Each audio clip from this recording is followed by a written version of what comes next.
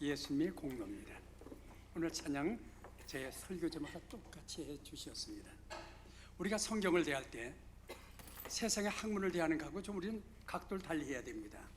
세상 거는 공기 속에 산소가 있다라고 말하면 그걸 어떻게 믿어요? 그랬더니 이걸 연구했더니 정말 실험해 봤더니 공기 속에 산소가 있습니다. 그러니까 공기 속에 봐라, 산소가 있지 않냐? 그럼 믿습니다. 우리가 합리적으로 이해하고 그리고 이해가 되면 믿는 것입니다. 그러나 성경은 그렇지 않습니다. 성경은 일단 믿음으로 받습니다. 공기 속에 산소가 있다, 아멘. 믿고 보면 그 속에 산소가 있는 것입니다. 성경 말씀을 이해해서 믿는 것이 아니라 믿음으로 받고 그리고 보면 그 말씀 속에 다 이해가 되고 뜻을 발견할 수가 있는 것입니다. 오늘 우리가 읽은 말씀은 마태복음을 읽었습니다. 오늘 왜 그런 얘기냐면 교리 문제거든요. 이제 성탄절 앞두고 오늘 우리 장로님 기도한 것처럼 연말이 되었습니다. 이제 성탄절이 왔습니다. 그래서 오늘 성탄절을 맞이하면서 이제 예수님에 대한 것 이야기를 해야 되지 않습니까? 그럼 교리적 면이 들어갈 수밖에 없죠.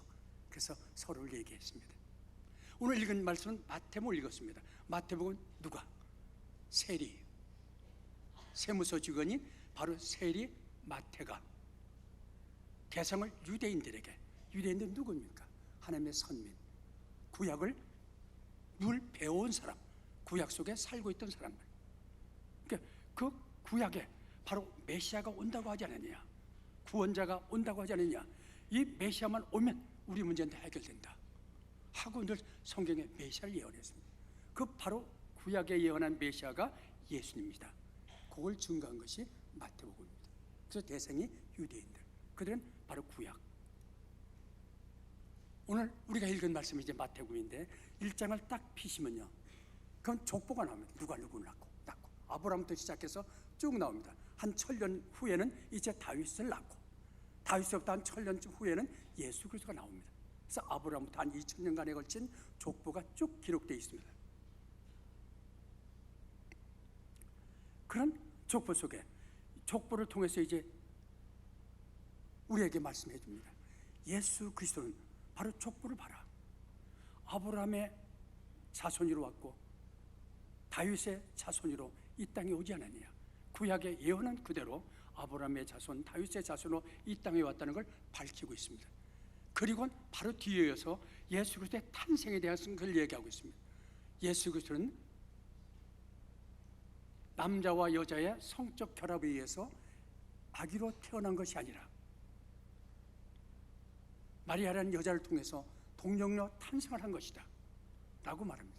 그걸 이렇게 우리가 그 족보를 보다 보면요, 이제 시작됩니다. 누가 누구를 낳고, 그래서 42대가 걸쳐서 누가 누구를 낳고 하고 쭉 이어지다가 마지막 16절에 와서 이렇게 말합니다. 16절까지 족보가 나오는데,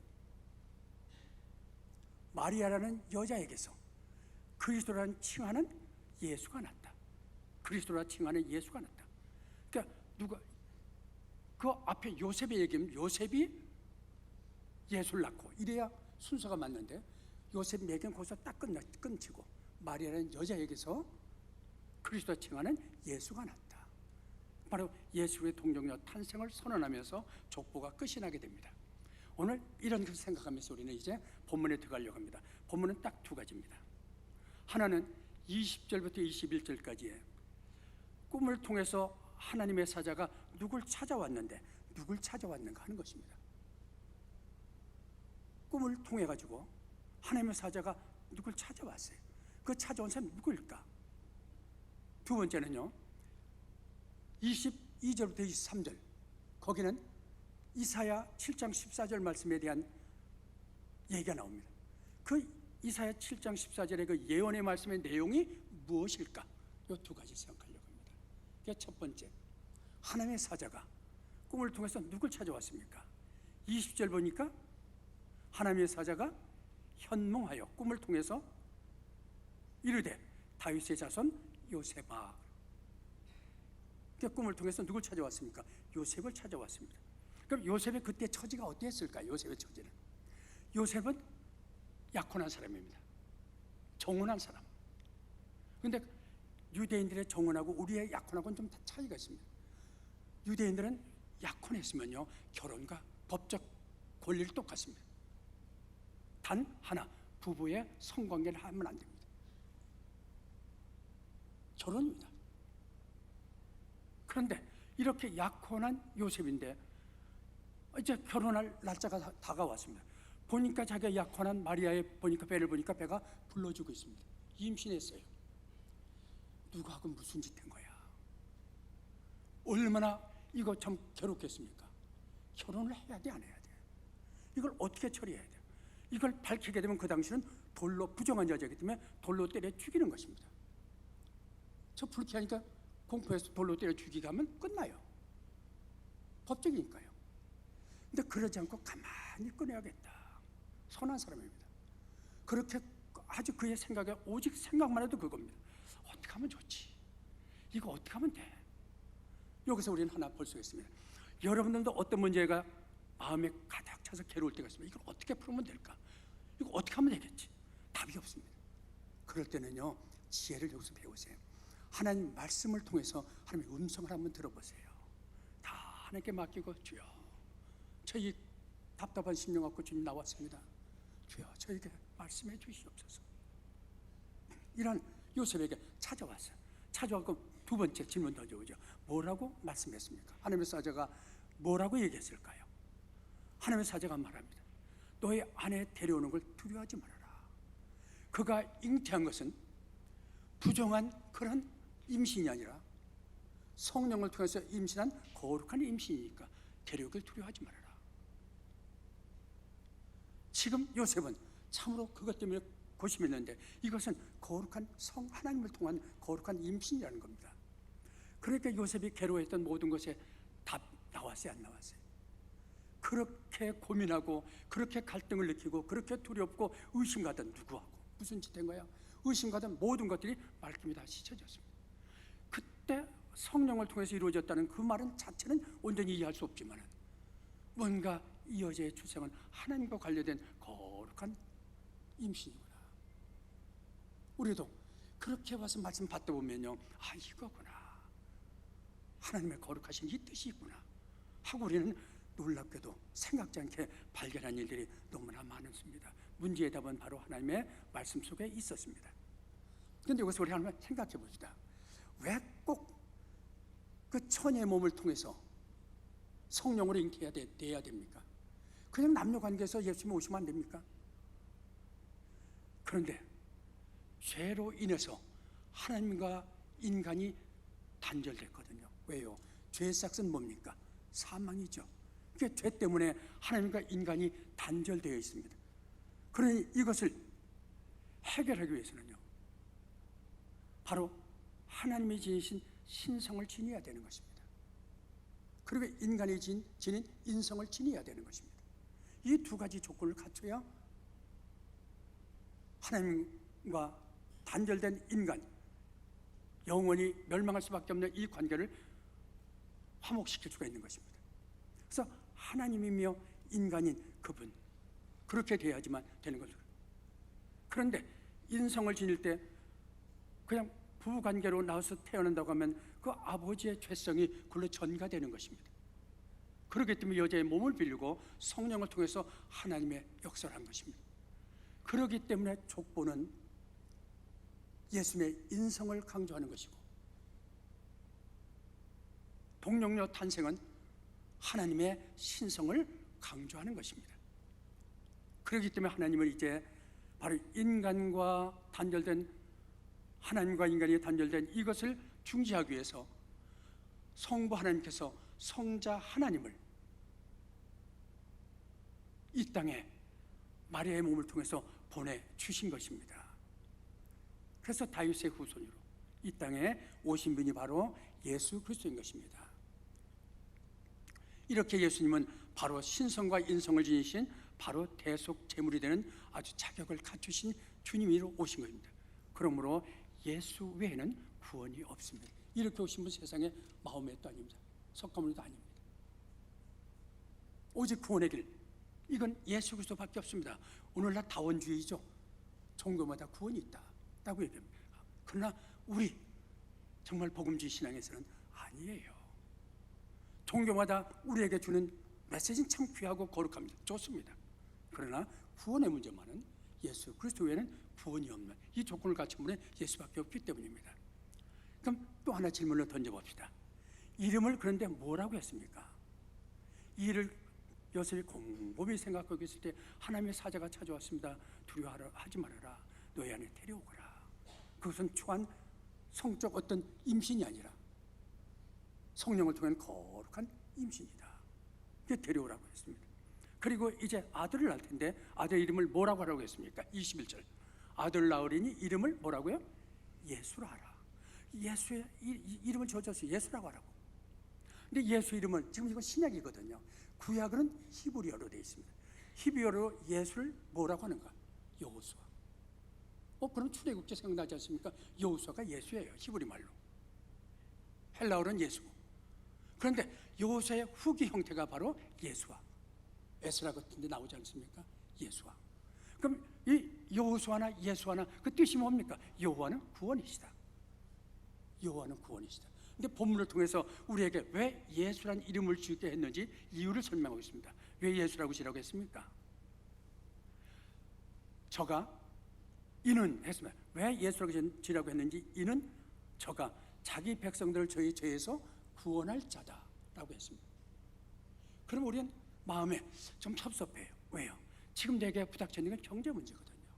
내가 부닥치는 게 지금 직장 문제거든요. 내가 지금 부닥치는 게 건강 문제거든요. 질병 문제거든요. 내가 지금 억눌려 있거든요.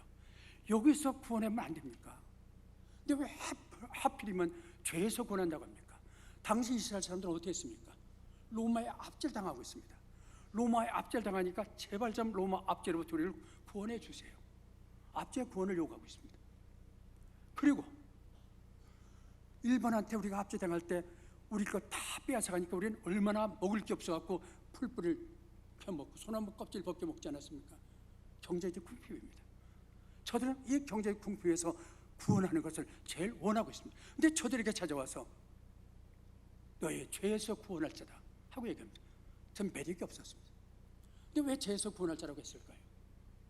근데 우리는 에덴 동산을 가보면 됩니다. 에덴 동산에 궁핍이 있었습니까? 에덴 동산에 압제가 있었습니까? 에덴 동산에 질병이 있었습니까? 아무것도 없었어요. 근데 왜 궁핍이 찾아왔고 왜 압제가 찾아오고 왜 질병이 찾아왔습니까? 하나님이 따먹지 말라는 선악을 아담이 따먹었습니다. 그건 범죄 죄입니다.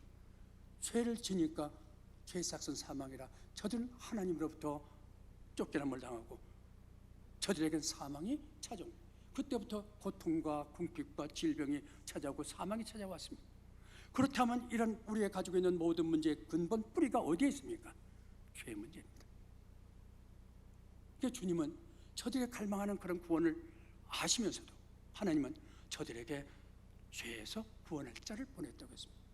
우리도 어떤 문제에 시달림을 당할 때에요. 먼저 그 문제 도와주세요. 이거보다도 하나님과 나와 교통되어 하나님이 도와주시죠. 하나님과 막히면 안 되지 않습니까? 그래서 먼저 하나님, 제가 하나님과 막힌 게 뭐가 있습니까? 하나님, 제가 혹시 이 죄 깨닫지 못하는 죄가 있습니까? 혹은 제가 숨기려고 감추고 있는 죄가 있습니까? 하면서 죄 문제 주님 앞에 가져나가면 돼요. 우리를 그것에 구원하기 위해서 보내주시기 예수님 앞에 나가면 하면 되는 것입니다. 그런데 예수라는 이름 보면요, 예수라는 이름은 예수하면 따라오는 게 있습니다. 그리스도, 예수 그리스도, 그리스도 예수. 왜 예수 그리스도라고 붙였습니까? 너희가 그렇게 대망하고 그리워하던 그 구약의 메시아, 신약의 그리스도, 메시아가 신약은 그리스도거든요. 바로 그 그리스도가 예수다. 내가 대망하고 바라던 그분이 바로 예수다. 여러분이 그렇게 바라던 그 대망하던 그분이 바로 예수입니다. 예수 앞에 나가세요. 예수가 다 해줍니다. 예수는 우리에게 너무나 소중한 그런 귀하신 분입니다. 그런데 하나 또 물어봅시다. 예수라 이름은 누가 지어줬습니까? 예수란 이름을. 저기 아들하고 며느리가 있는데 그 우리 아들 가정에 손자가 3명 아들만 셋 태어났습니다. 첫 아이 이름을 제가 지어줬습니다. 우석이라고요. 둘째는 할머니가 지어줬습니다. 예석이라고. 그리고 막내는 엄마 아빠 진 이름들 매력이 없어. 자기를 짓겠다고 노아라고 지었습니다. 이렇게 새야 이름을 지어줬습니다. 부모가 지었어요. 제 이름도 부모들이 지었습니다. 부모님이 지어줬습니다. 근데 예수의 이름 누가 지어줬습니까? 하나님이 지어줬습니다. 하나님이 이 땅에 내려오신 예수인 것처럼 그 이름도 하나님이 지어서 보내주셨습니다. 그렇다고 하면 예수라는 이름은 우리 주님에게 가장 적합한 이름이고 가장 어울리는, 하나님이 가장 기뻐하시는 이름인 것입니다. 우리가 하나님 앞에 예수의 이름으로 나간다고 하면 하나님 뭐라고 할 겁니까? 오, 그래, 내가 구원자로 보내준 그 예수 이름으로 네가 나왔구나. 무슨 문제 갖고 나왔니? 얘기하면 구원자로 보내줬는데 구원해주지. 당연히 그를 보내준 거니까. 그래서 예수 이름은 하나님이 지어준 것이다. 그러니 그 이름 참으로 우리에게 얼마나 귀한지 모릅니다. 그런데 이 이름을, 그런데 감히 제가 어떻게 예수님을 부를 수 있습니까? 이 이름을 제일 먼저 누구 보고 부르라고 해줬습니까? 요셉이에요. 요셉은 직업이 뭡니까? 가난뱅이 목수예요. 가난뱅이 천직 목수가 예수님을 부를 수 있다고 하면 제가 왜 못 부릅니까? 여러분이 왜 못 부릅니까? 빈부 있기 전에 아무 상관없이 누구나 예수님은 부르면 되는 겁니다. 예수님 하고 부르십시오. 그런데 예수님은 구원할 전에 누구를 구원한다고 했습니까? 본문에 보니까 자기 백성을 그들의 죄에서 구원할 자다. 자기 백성. 그럼 내가 예수님의 백성이 돼야 되는데, 그럼 내가 예수님의 백성 되려면 그래도 하나님 앞에 좀 멋있어야 되지 않아요? 좀 선하고 의롭고 아름답고 뭐 좀 그래야 되지 않아요? 하나님 백성인데. 그런데 여기서 보니까 하나님의 백성 그게 아니래요. 누가 하나님의 백성입니까? 죄인들이래요. 자기 죄에서, 저들의 죄에서 구원할 자라고 하니까 예수님은 그 죄에서 구원하러 오셨다고 했습니다. 만약에 제가 죄가 없다고 하면 예수님과는 상관이 없습니다. 그래서 예수님은 마태복음 9장 13절에 뭐라고 했습니까? 나는 의인을 부르러 온 것이 아니라 누굴 부르러 왔어요? 죄인을 부르러 왔노라. 예수의 백성들은 죄에서 구원을 받아야 할 존재들입니다. 나의 선함과 의로움을 찾아오신 것이 아닙니다. 나의 죄악과 추함을 예수님은 그것 때문에 당신의 백성으로 삼아주신 것입니다. 그렇기 때문에 나같이 추하고 나같이 참으로 이 죄악된 자가 하나님의 백성이 될 수가 있는 것입니다. 우리 주님은 저의 의를 찾아온 것이 아닙니다. 바로 저의 추함을 찾아오셔서, 이 죄악을 찾아오셔서 주님의 십자가 보혈로 다 씻어주시고 저의 이 더러웠던 입에서 하나님을 아버지라 부를 수 있도록 하나님과 화목시켜주는, 연결시켜주는, 하나님 자녀 삼게 해주시는 그것 때문에 오셨습니다.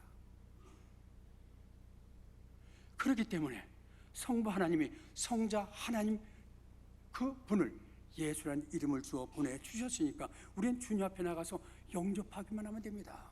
지금 당신 어떤 문제 가지고 왔습니까? 죄 문제가 괴롭습니까? 나가기만 하면 돼요. 그 이름을 줘서 보내줬는데 우리가 조금 더 어이구 어떻게 망설 필요가 전혀 없습니다. 주님, 당신의 구원의 손길이 저에겐 필요합니다. 저에게 당신이 예수님이 되어주시옵소서. 저 예수님이 되어주세요 하고 나가서 하면 주님이 거저 우리를 품어주시는 것입니다. 요한복음 1장 12절 보면요, 영접하는 자 곧 그 이름을 믿는 자들에게는 하나님 자녀가 되는 권세를 주셨다고 말씀했습니다. 죄를 고백하기만 하면 그 죄에서 건져주십니다. 그리고 믿기만 하면 우리를 구원해 주시는 것입니다. 그렇다면 우리가 가장 지혜로운 사람은 어떻게 해야 될까요? 예수님 앞에 나갈 걸 조금 더 망설이지 마세요. 가장 지혜로운 사람, 할 수 있으면 많이 예수 앞에 나가는 사람, 그게 가장 지혜로울 것입니다. 문제가 있으면 달려가고, 문제가 있으면 예수님 찾고. 그럼 거기서 하나 더 우리 참가해서 생각합시다. 이름을 왜 지어줬습니까? 왜 예수는 이름을 지어줬을까요? 그럼 보내면 되지. 이름은 왜 지어줍니까? 이름을 부르라고 지어준 거죠.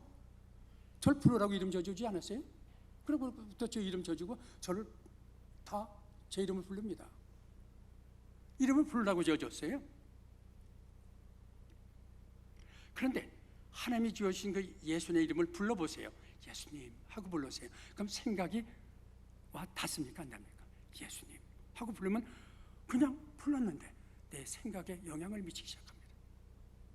그 생각에 영향을 미치고 의식이 바뀌어요. 예수님 예수님 자꾸 부르다 보면 미래가 그 예수의 이름을 부르는 사이에 창조되는 것입니다. 우리가 아브라함에서 볼 수 있잖아요. 아브라함 나이가 100세가 다 돼갑니다. 근데 자식을 없어요. 자식도 없는데 이제 자기 몸은 이미 고목과 같아요. 자식 날 그 능력이 전혀 없어요. 이제 자식 못 낳아요.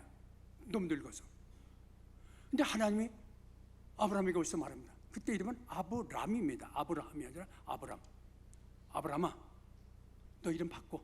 뭐라고 할 거예요? 아브라함으로 바꿔. 아브라함 열국의 아버지. 내 안에 사라가 아니라 사레입니다. 사레. 너도 이름 바꿔. 뭐라고 할까요? 열국의 어미. 사레로 바꿔. 아니 자식도 없는데, 자식 날 소망도 없는데, 근데 열국의 아비, 열국의 어미로 바꾸래요. 바꿨어요. 이름 줬으니까 그걸 불렀어요. 서로 열국의 아비, 열국의 어미 하고 서로 불렀어요. 그리고 사람들한테 이름을 바꿨다고 불렀어요. 다들 부르다 보니까 의식이 바뀌어요. 내가 하나님이 나에게 열국의 아버지를 해주니까 하나님의 역사가 있겠지. 의식이 바뀌면서 그러다 보니까 자기가 고목과 같은 썩은 나무인 줄 알았더니 여기에서 이상하게 놀랍게도 이삭이라는 아들이 태어나게 됩니다. 그렇게 생각하니까 자식 날 소망이 없었는데 이삭 나니까 너무나 기가 막히잖아요. 그러니까 이름을 뭐라고 질까요? 웃음이죠 뭐. 기가 막혀요. 여러분들 어렵습니까? 힘듭니까? 한번 해보세요. 예수 이름 불러보세요. 이삭이 나올 거예요. 웃음이 나올 거예요. 기막힌 역사가 그게 하나님이 하신 일이니까요. 우리는 안 되지만 하나님이 하신 일. 이름 줘줬어요. 우리가 주셨어요. 예수 이름을. 이렇게 불러보세요. 마리아 요셉은 이제 예수의 이름을 절하고 있습니다. 마음에 감직하고 둘만 속삭이 여기지 않았습니다. 아들 낳으면 율법에 의해서 8일 되면 할례를 행하고 그리고 40일 되면 결례를 행합니다. 그래서 성전에 올라가서 결례 행하고 이 아이의 이름을 예수라고 공식적으로 선포했습니다. 로마서 10장 10절 보면요, 사람이 마음으로 믿어 의에 이르고 입으로 시인하여 구원에 이르니라. 그럼 예수 믿고 구원받은 우리들 어떻게 해야 될까요? 우리 크리스찬들은요, 때를 어떤지 못했는지 이제 늘 예수는 죄에서 구원할 자, 난 죄에서 구원받은 자야. 날 구원하신 분은 예수인데 그분의 이름은 바로 죄에서 구원할 자야 라고 말하는 것, 참으로 귀한 일인 것입니다.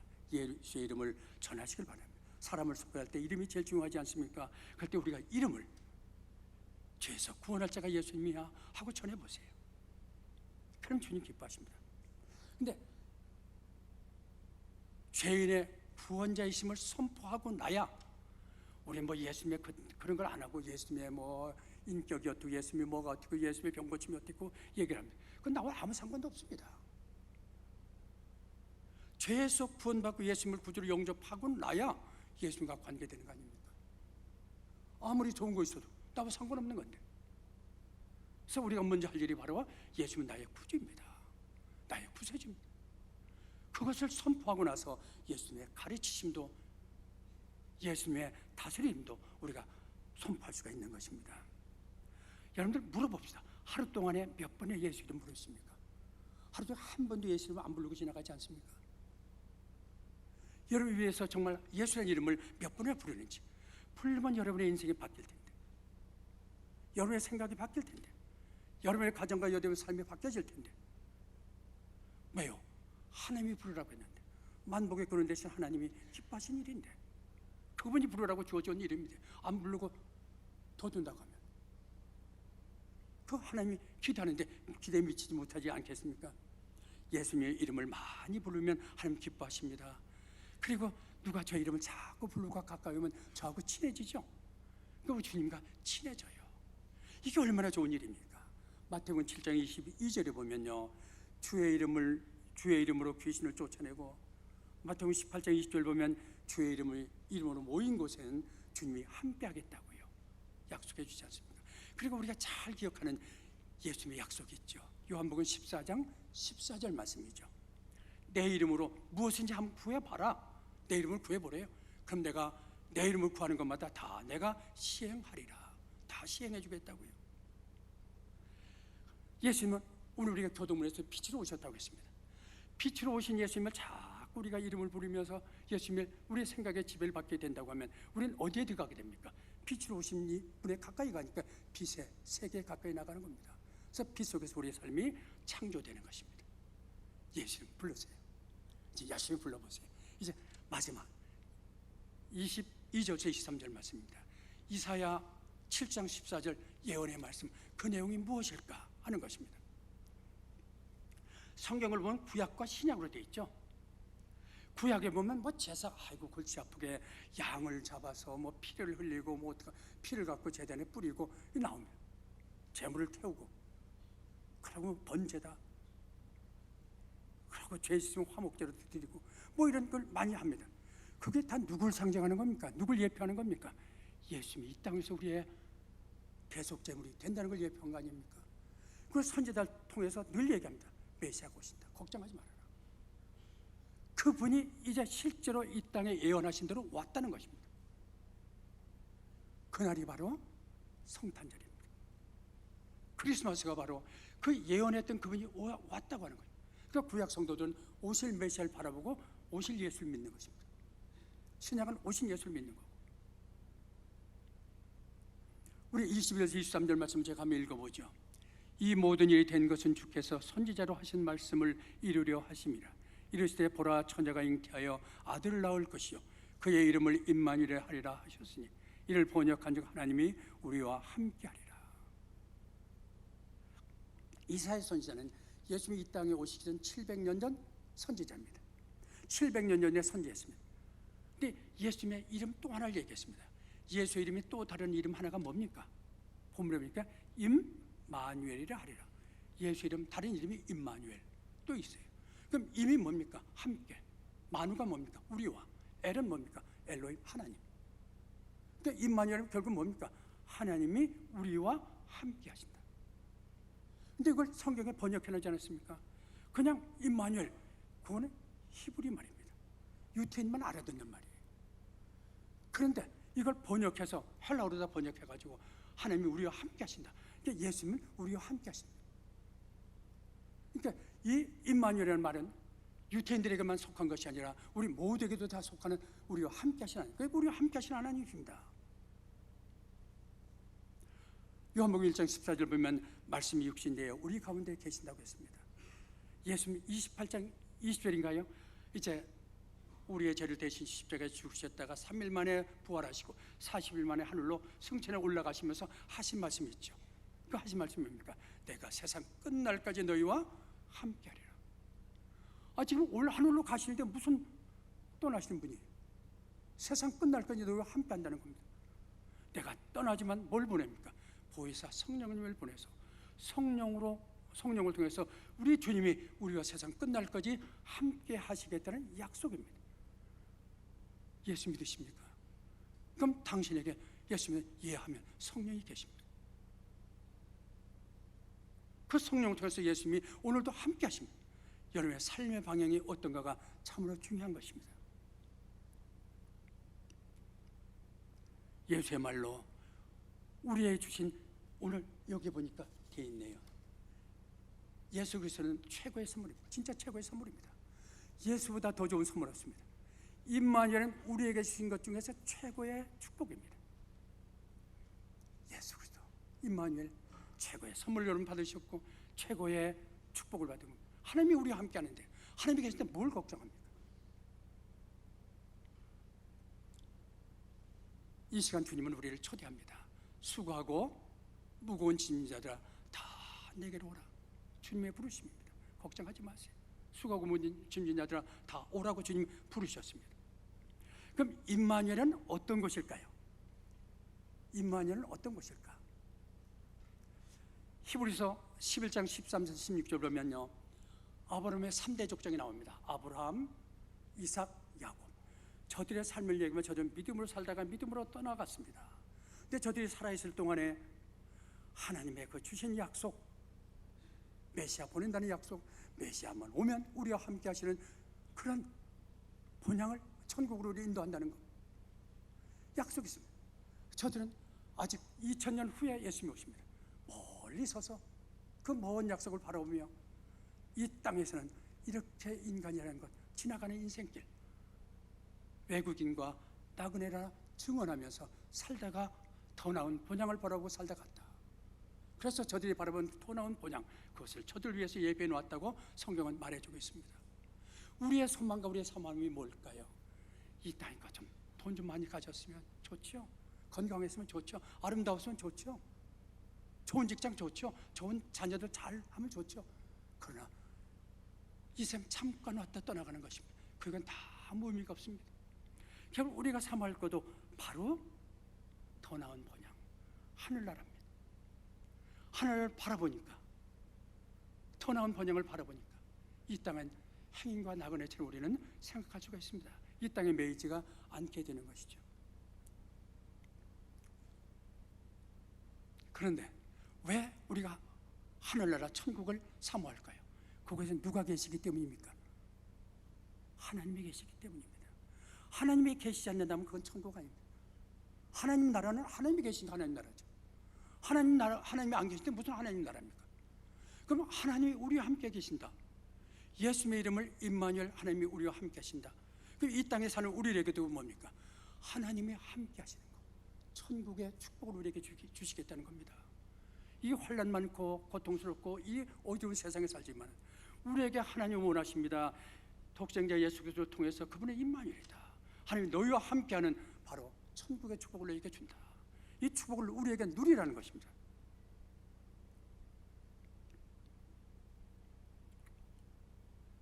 천국은 하나님이 함께할 때 이루어지는 것입니다. 그래서 누가복음 17장 21절에 보면 하나님 나라는 여기 있다 저기 있다 못하니 바로 어디에 있습니까? 너희 안에 있느니라. 천국 우리가 누릴 수 있습니다. 임마누엘 하나님이 우리와 함께 하십니다. 우리의 신앙의 삶을 어떻게 살 것인가요? 세상에 빠져 세상을 바라보고 살겠습니까? 세상에 살더라도 우리의 신앙의 삶의 모습은 달라야 되지 않습니까? 그래서 마지막 하나 하고 마치겠습니다. 그렇다면 이 구원은 취소되지 않습니다. 예수 믿으면 뭐 예수 믿는 거 내가 정말 믿는 거야 하더라도 예수 진짜 믿었다고 하면 그건 천국입니다. 천국 갑니다. 취소가 없습니다. 그렇다면 내가 구원받은 이 은혜는 취소되지 않습니다. 은혜가 늘 나와 함께합니다. 그럼 은혜 함께한다고 하면 은혜를 생각하면서 주여 감사합니다. 어떻게 저 같은 걸 이 추한 더러운 죄를 다 사해 주셨는지 감사하다고 생각하면 할수록 내 삶이 어떻게 될까요? 변화가 일어납니다. 이게 성화입니다. 그러고 주여 저 같은 걸 구원하기 주님이 십자가에 달려 죽으셨습니다. 죄 때문에요. 아이고 죄가 미워요. 그래서 전에는 죄 아무 상관없어 했는데 이젠 죄하면 미워져요. 그래서 육신의 이 소욕 때문에 죄성이 속에 있기 때문에 우리 아직 육체가 있기 때문에 죄성에서 넘어지기도 잘합니다. 죄에 빠집니다. 그러나 그러면 후회스러워요. 예수 믿는 데는 좀 내가 바로 살아야 되겠는데 이렇게 살지 말아야 되는데 하는 뭔가 거룩한 길을 생각하고 가려고 하는 성향이 있어요. 그렇기 때문에 우리는 이것이 바로 구원의 본질이고 이것이 우리에게 한 바로 구원의 핵심인 것입니다. 우리 안에는 성령이 계십니다. 예수 그리스도 이 땅에 보내신 것 이건 가장 놀라운 기적입니다. 우리를 구원하시는 그 우리를 천국 백성 오셔서 하나님 자녀 되게 하지 않았습니까? 또 하나의 놀라운 기적이 뭘까요? 그런 우리 이 천한 이 우리 참 연약한 우리 안에 하나님이 계신다는 사실입니다. 임마누엘 하나님으로서 성령을 통해서 우리와 함께한다는 사실입니다. 이것이야말로 가장 위대한 기적입니다. 기적 중 하나인 것입니다. 그래서 너희는 하나님의 성전인 것과 성령이 너희 안에 계신 것을 알지 못하냐고 했습니다. 너희가 하나님의 성전이에요. 우리가 부족하고 아무것도 아닌 것 같아도 하나님의 성전이고 성령이 너희 안에 계신 걸 알지 못하냐고 했습니다. 임마누엘 하나님은 이 시간 약속하십니다. 이사야 41장 10절 두려워하지 말거라 내가 너와 함께함이라 놀라지 말거라 내가 너의 하나님이라 내가 너를 굳세게 하여 주리라 내가 너를 도와주리라 내 오른손에 너를 붙들어주리라. 주님 앞에 떠나지 마십시오. 그래서 우리의 삶의 자세가 이제는 에녹과 같이 하나님과 동행하시길 바랍니다.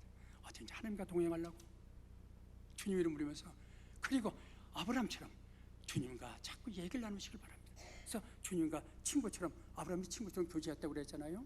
교제하는 생활. 그래서 힘써하면 우리에게 이 환난 많은 세상도 정말 아름다운 천국과 같고, 우리 가정도 세상에 사람들이 볼 때는 불평거리가 있는 것 같아도 우리는 그렇지 않습니다. 하나님이 함께하는 좋은 삶이 우리에게 함께할 것입니다. 이게 신앙생활입니다. 오늘 이걸 통해서 주님 앞에 나가기를 힘쓰시길 진심으로 축원합니다. 같이 기도드리겠습니다. 아버지 하나님, 오늘도 저희들 불러 모아주시며 성탄절을 앞에 두고 우리 주님을 좀 더 묵상할 수 있도록 은혜 주신 것 참으로 감사를 드립니다. 하나님이 저를 구원하러 이 땅에 오셨는데 저들 가지고 있는 모든 고통의 문제 때문에 한숨 쉬며 하나님이 계시지 않은 것처럼, 예수 그리스도 십자가에 구속을 받지 않은 것처럼 은혜밖에 거할 때가 너무나 많이 있습니다. 이제 다시 한번 저희들 마음을 모으게 하시고 주님의 이름을 부르며 모든 문제를 주님 앞에 해결할 수 있는 귀한 신앙의 길을 가게 해 주시옵시고, 우리의 이런 삶을 통하여 우리의 가정이, 우리의 심령이 하나님이 함께 하시는 천국이 될 수 있도록 천국의 복을 저희들에게 내리어 주시옵소서. 우리를 구속하여 주신 예수님 이름 받들어 기도드리옵나이다. 아멘. 88장 옛날 찬송가도